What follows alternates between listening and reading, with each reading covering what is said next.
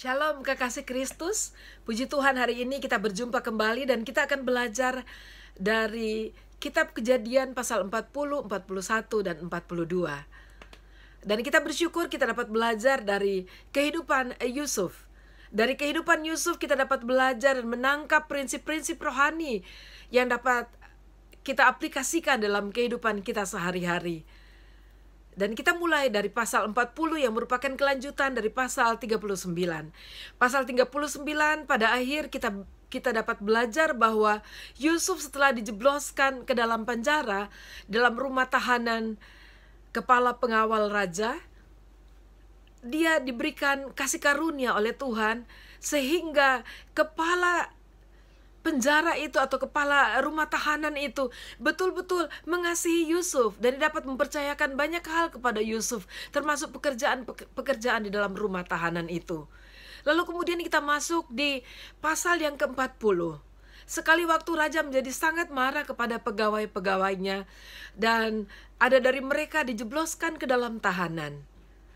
Dan raja menjebloskan ke dalam tahanan, dalam rumah tahanan kepala pengawal raja, yaitu yang di bawah pimpinan Potifar itu, yaitu juru minuman dan juru roti.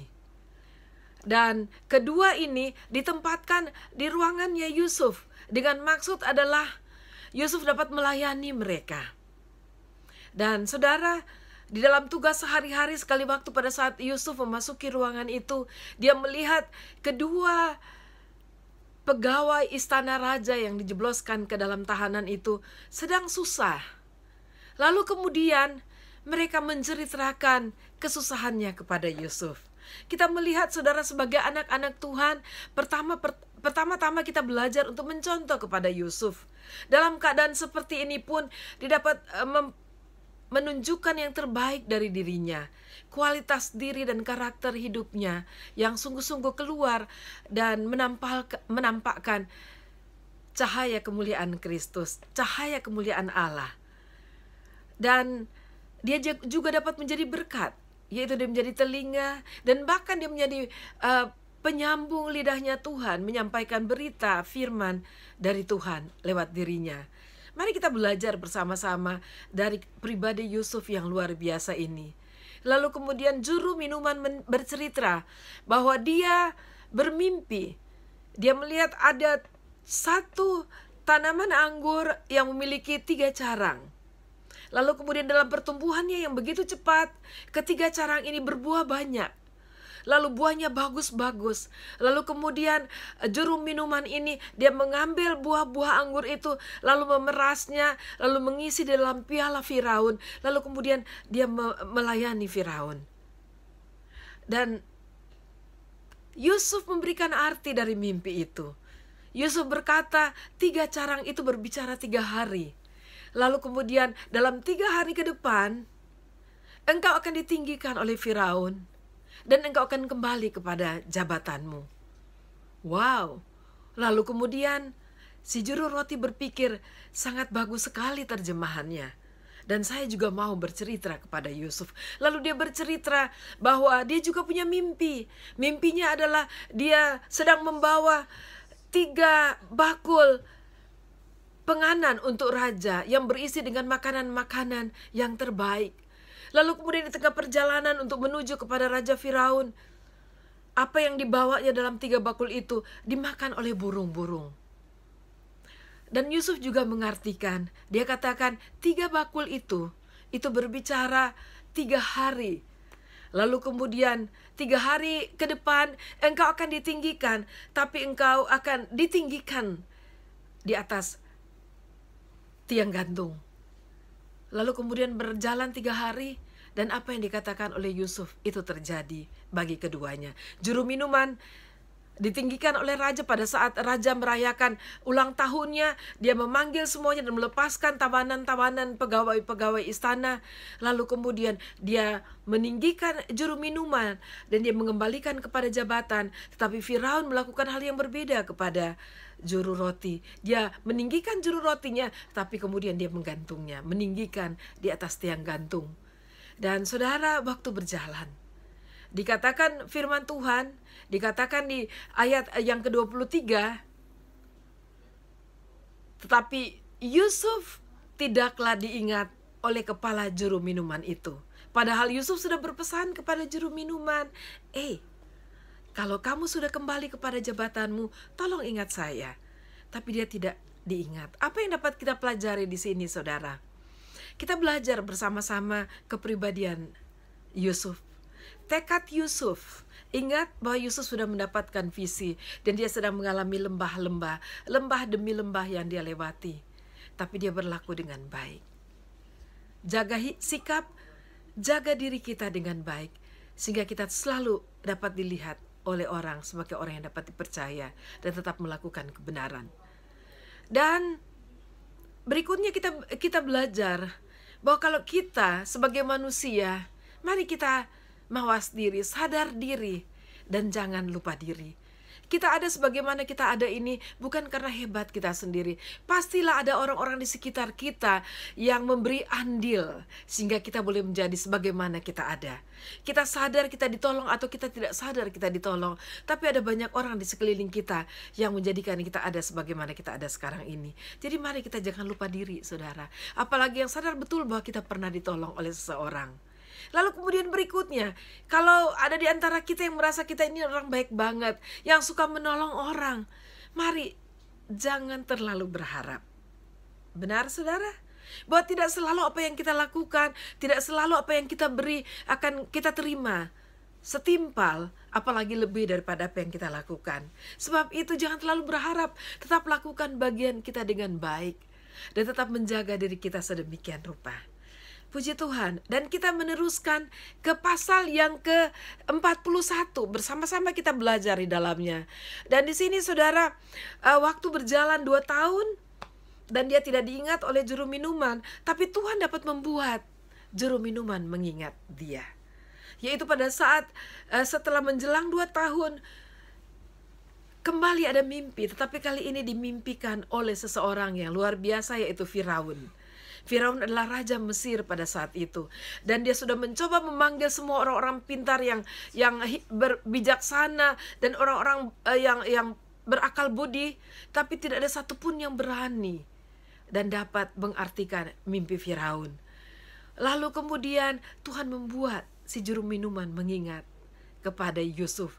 Dan akhirnya dia menghadap kepada Firaun, lalu dia bercerita pengalamannya dan pengalaman juru roti itu. Dan dia bercerita tentang mimpinya dan bagaimana Yusuf menerjemahkan, lalu terjemahannya itu persis terjadi bagi mereka. Lalu tidak menunggu waktu yang lama, Firaun menyuruh untuk memanggil Yusuf, mengeluarkan Yusuf dari tahanan, membuat Yusuf dapat menghirup udara kebebasan.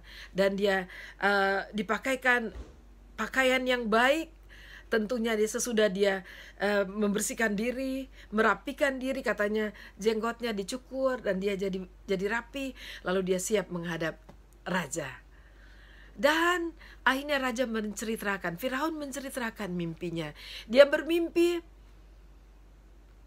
bahwa dari Sungai Nil, dan saudara berbicara soal Sungai Nil itu sangat identik dengan Mesir. Karena kehidupan Mesir itu bersumber dari Sungai Nil. Karena Mesir itu pada dasarnya adalah padang pasir. Dan daerah sekitar Sungai Nil adalah daerah-daerah yang subur dan yang dipakai oleh orang Mesir untuk dapat bercocok tanam dan merupakan sumber penghidupan mereka. Dan pada saat itu Firaun bermimpi dia sedang berada di tepian Sungai Nil. Lalu kemudian dia melihat dari Sungai Nil keluar 7 lembu yang gundut-gundut, yang besar, yang gemuk, dan yang bagus sekali penampakannya. Dan setelah dia melihat itu, dia melihat lagi muncul 7 lembu, tapi ini sangat berbeda.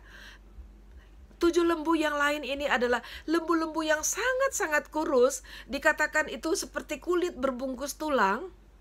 Tulang berbungkus kulit. Jadi kulit membungkus tulang. Jadi tidak ada daging, kurus sekali.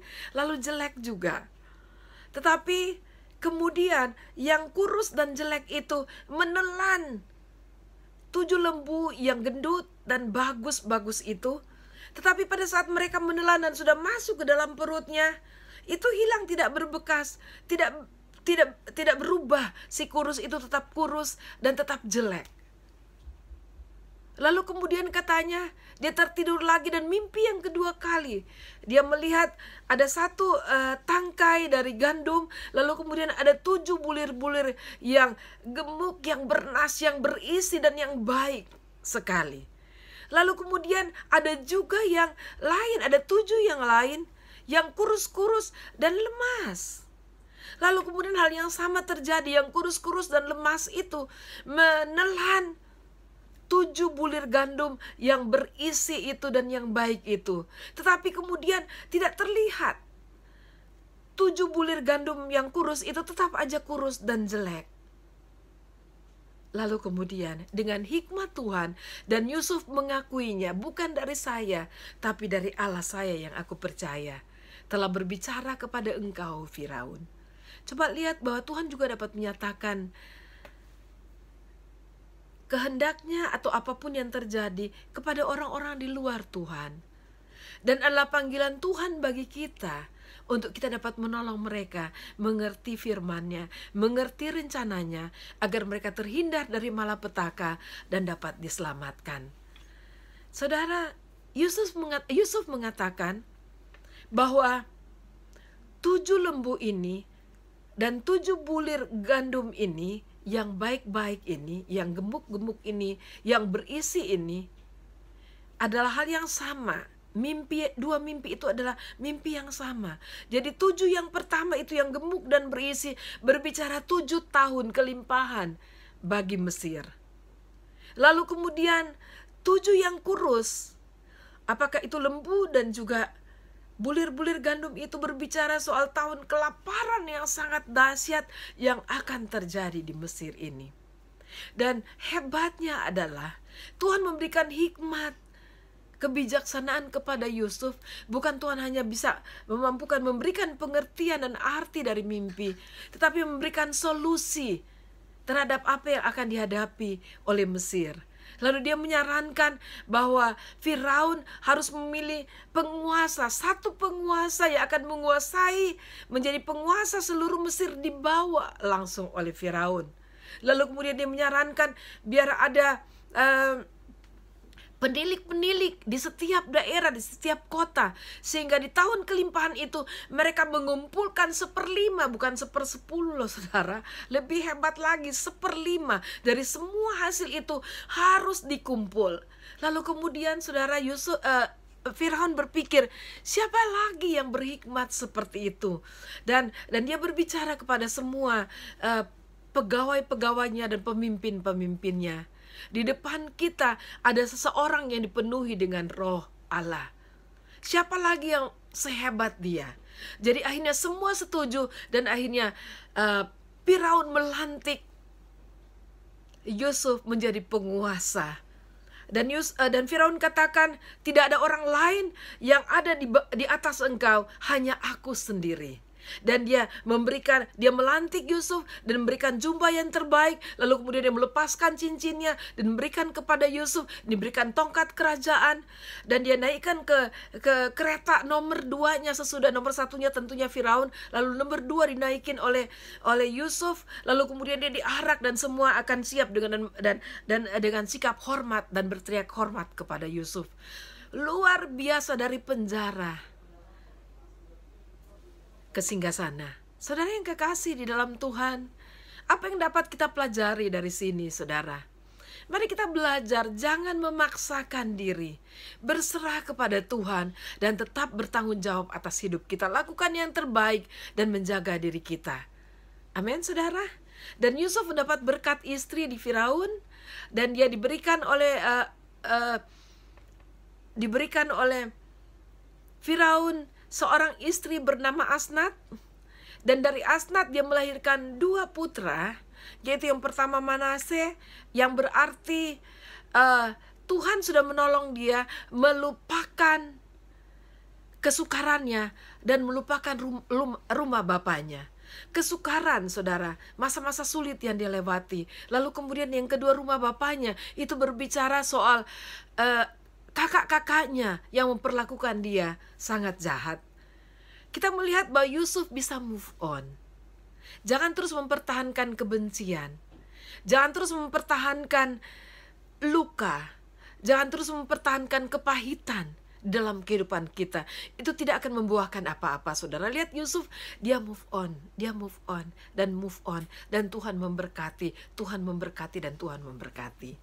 Berani saudara move on dari kegagalan, dari kekecewaan, dari kepahitan saudara? Ada Tuhan yang dapat menolong kita untuk kita terus disembuhkan oleh Tuhan, dan kita terus bersemangat dan maju dalam hidup kita. Amin saudara. Dan jangan memaksakan diri kita, semua ada dalam waktu Tuhan. Sekarang kita maju ke pasal yang ke-42. Luar biasa saudara. Dan apa yang dikatakan oleh firman Tuhan bahwa tahun kelaparan itu akan terjadi, itu benar-benar terjadi. Sehingga masyarakat atau rakyat Mesir mulai berteriak kepada Firaun, dan Firaun memberikan kuasa sepenuhnya kepada Yusuf, sehingga semua harus atas seizin Yusuf. Lalu kemudian mereka membuka lumbung-lumbung, lalu kemudian menjual segala apa yang sudah mereka kumpul terlebih dahulu kepada rakyat Mesir. Itulah sebabnya Yusuf telah membuat Firaun menjadi sangat kaya dengan cara yang sudah dilakukannya. Nah, saudara-saudara, kelaparan ini akhirnya sampai kepada saudara-saudara, sampai kepada Yakub dan anak-anaknya di Kanaan. Dan pada saat itulah, di pasal yang ke-42 ini, awal pertemuan kembali Yusuf dan kakak-kakaknya. Karena pada saat itu, pada saat mereka sudah sangat kekurangan bahan makanan, Yakub menyuruh anak-anaknya untuk pergi ke Mesir. Karena mereka mendengar bahwa Mesir ada makanan. Kemudian akhirnya pergilah mereka, yang 10 orang itu. Lalu kemudian mereka sampai ke Mesir.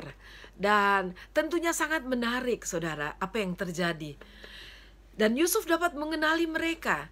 Pada saat mereka sudah mulai antri untuk mendapatkan makanan, dan mereka adalah orang-orang dari luar Mesir, dan mereka sudah pasti akan berada di jalur pengantrian yang lain, dan Yusuf yang harus menghadapi mereka.